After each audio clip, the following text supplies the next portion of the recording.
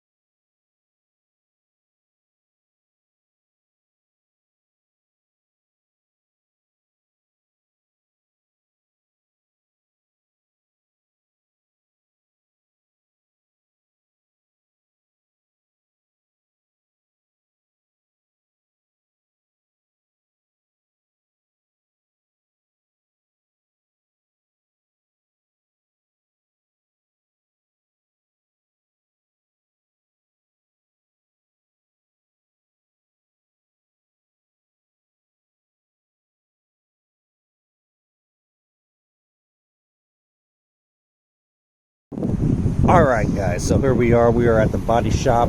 This is the Mustang that will be painted, and everything from the donor car or the tester car will be transferred into.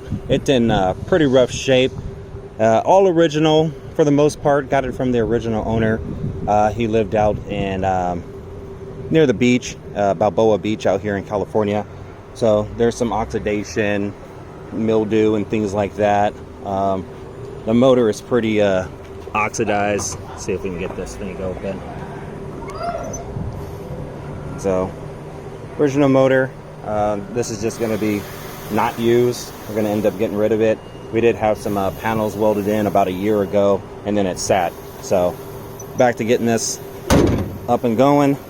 Blue from a Lamborghini. I think it's called Montego blue, a Monterey blue. So got this car from the original owner.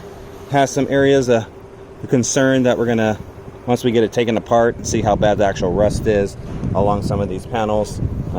Green mildew just from sitting for a while. So thought this was going to be an issue, this rust, but it's pretty much surface rust. So hopefully we get lucky and that's the same course of action for the whole vehicle, that there's not that much rust on it, that it's just all surface rust that can be taken care of. So right here we're at the shop.